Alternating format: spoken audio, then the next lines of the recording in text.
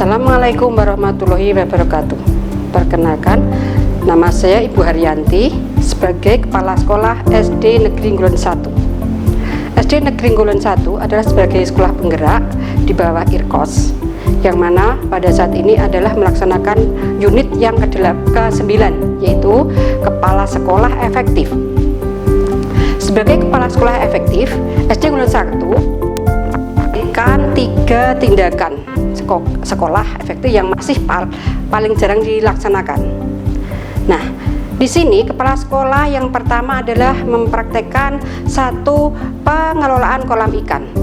Berhubung di SD Ngulon 1 itu ada kolam yang cukup luas, kemudian juga airnya juga lumayan agak mudah, sehingga digunakan untuk memelihara ikan, yaitu utamanya ikan nila yang nanti dikelola secara bersama-sama, dan biasanya yang sudah itu digunakan untuk pemancingan pada akhirnya, dan nanti uangnya untuk digunakan untuk pengembangan sekolah.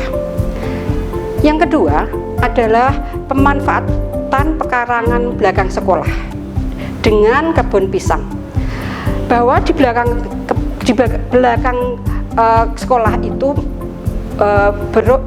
berupa lahan tidak luas namun sangat panjang, memanjang, sehingga dengan keadaan yang seperti itu kita manfaatkan dengan menanam beberapa pohon pisang cukup banyak, dan alhamdulillah pisang-pisang itu sudah sering kali berbuah, sehingga Bapak Ibu guru bisa, bahkan siswa-siswa juga bisa menikmati hasil buah pisang tersebut dengan pisang yang bervariasi, jenis pisang yang bervariasi.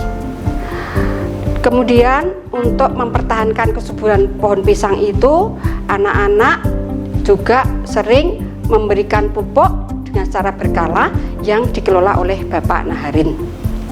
Nah, setelah itu nomor 3 adalah memanfaatkan pekarangan sekolah, yaitu bahwa selain ada bunga-bunga, pekarangan sekolah itu juga ditanami tumbuh-tumbuhan yang sekira dan yang dipilih yang sangat bermanfaat.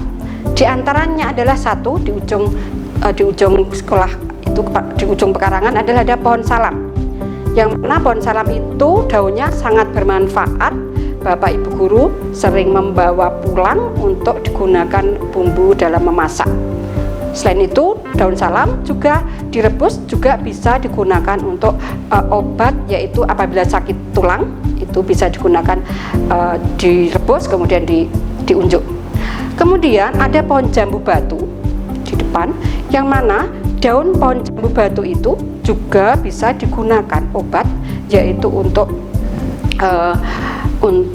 mengurangi kadar gula dalam darah juga bisa.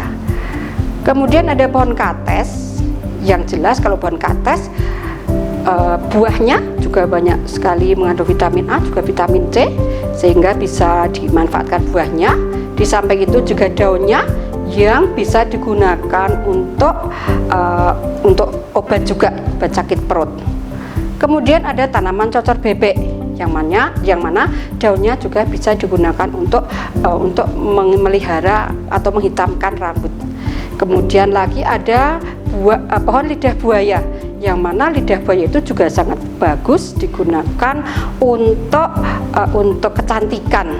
Bahkan apabila muka itu sering panas sekali itu, misalnya kena paparan sinar matahari yang merasakan panas, kita bisa langsung mengambil daun lidah buaya itu, diambil daunnya, kemudian dioleskan ke wajah yang panas itu, nanti akan terasa dingin, sehingga sangat penting sekali ditanam di sekolahan. Kemudian di samping pohon lidah buaya juga ada pohon lombok, yang mana Bapak Ibu preso, kalau lombok ya kalau Bapak Ibu belum sempat masak, misalnya dar itu riksoles misalnya, bisa ambil metik sendiri langsung untuk digunakan di dahar itu. Kemudian ada pohon kenanga. Pohon kenanga yang biasa dijual dengan dicampur dengan bunga-bunga mawar dan sebagainya, yang sering digunakan oleh masyarakat, oleh orang tertentu untuk keperluan sesuatu hal.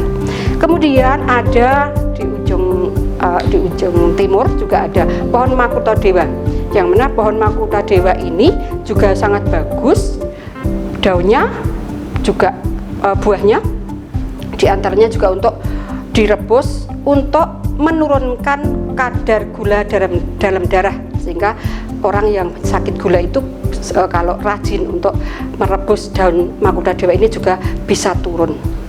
Bahkan sampai yang sudah suntik insulin itu pun dengan mengkonsumsi rebusan daun Makutadewa itu pun juga bisa turun gula darah tersebut. Kemudian juga sirih mirah, ada pohon sirih mirah juga bisa untuk obat. Nah, ini malah juga bermacam-macam kegunaannya.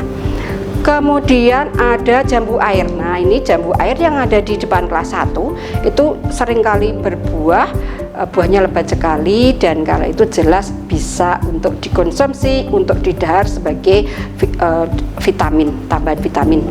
Kemudian ada pohon mangga yang hampir berbuah. Kemudian ada pohon apokat. Ada pohon apokat yang ada di sebelah barat, yang mana sudah sering berbuah banyak, dan kalau berbuah itu bahkan dari bapak ibu guru semua sampai anak-anak semua bisa menikmati karena hasilnya cukup banyak. Itu kalau ditimbang ya bisa lebih dari 50 kg. Saya kira itu saja yang dapat saya sampaikan, kurang lebihnya mohon maaf. Kita akhiri, wabillahi taufik wal hidayah. Wassalamualaikum warahmatullahi wabarakatuh.